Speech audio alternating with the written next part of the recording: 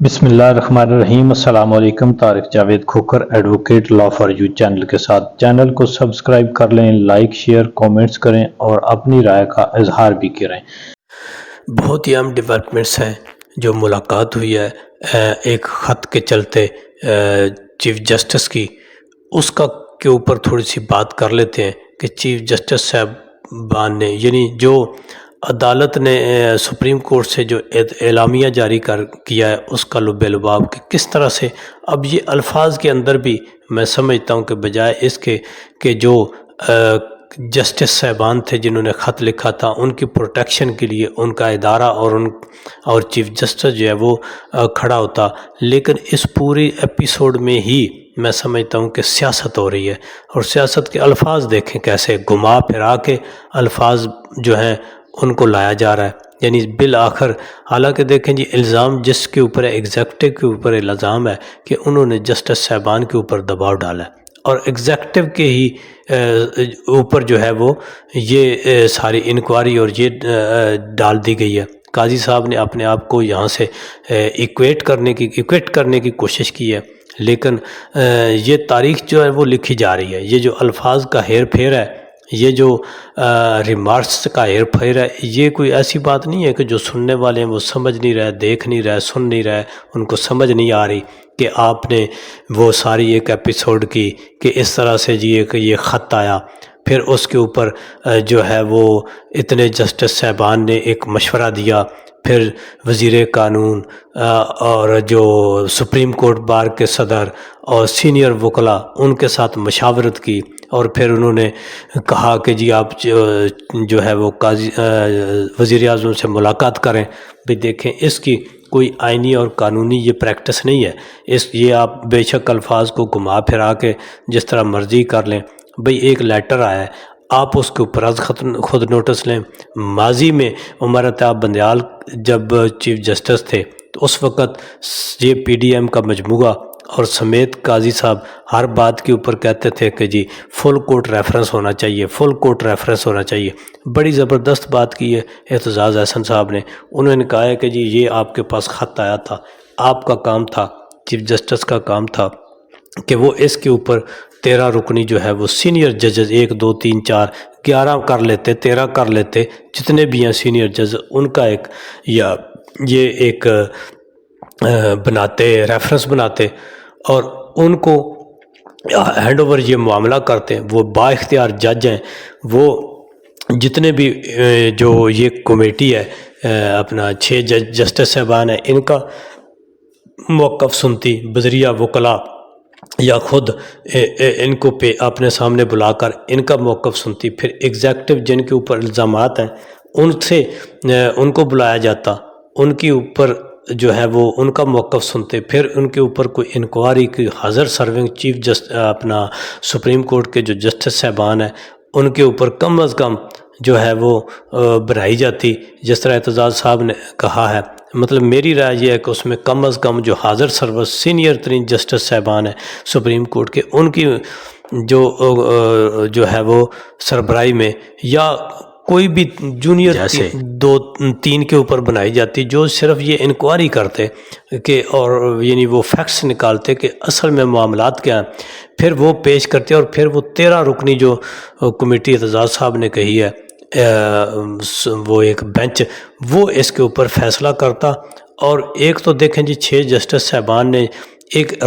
جو ہے وہ گائیڈ لائن مانگی تھی کہ جی آپ ہمیں بتائیں کہ جب ایسا دباؤ ہو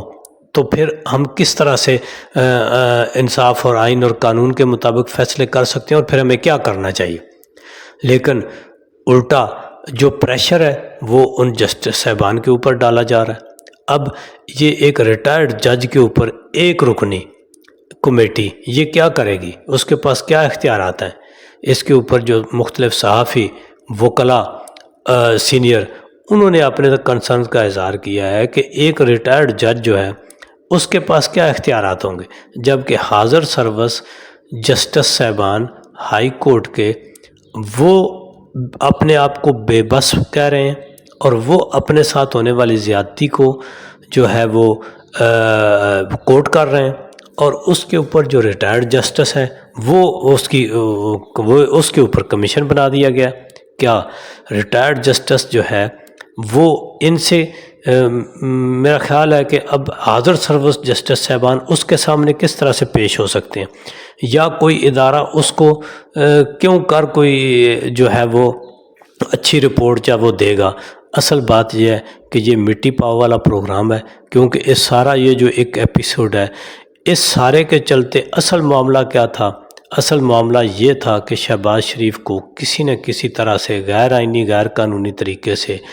ایک فارم 47 کے ذریعے مسلط کرنا تھا, کیونکہ اسٹیبلشمنٹ اور یہ بہت سارے حلقے بہت عرصے سے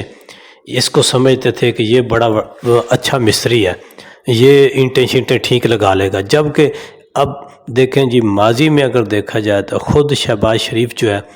اس کے اوپر یہ الزامات ہیں اب جو وزیر اعظم بنے ہوئے ہیں کہ وہ جسٹس صاحبان کو, ججز کو دباؤ میں لا کر فون کر کے ان کے سے اپنی مرضی کے فیصلے لکھواتے تھے جب یہ با اختیار تھے, جب یہ کسی عہدے کے اوپر تھے. اب پھر وہ ہو گیا, اب ایک خود جو غیر آئینی غیر قانونی کام کرنے والا بندہ ہے یا حکومت ہے, اس سے آپ آئینی توقع کیسے کر سکتے ہیں؟ حالانکہ ماضی میں ایک پرویز الہی اور ایک جسٹس مظہر علی نقوی کی ایک جو آڈیو لیک تھی جس کا کوئی مقصد بھی نہیں تھا, یعنی اس وقت وہ جو ایک آڈیو کال ہے جو ایک ایکسیڈنٹ کے اوپر تھی, اس میں تو کوئی گین کرنے والی بات ہی نہیں تھی, یعنی کوئی ایسی بات نہیں تھی کہ اس میں کوئی وزیر اعلیٰ پرویز الہی جو ہیں وہ کوئی اپنے لیے رعایت سیکھ کر رہے تھے, یا کوئی جسٹس صاحبان یا وہ آپس میں کوئی ایسی گفتگو تھی کہ جو اپنے فرائض میں کوتاہی کے معاملے سے یا کچھ ایسی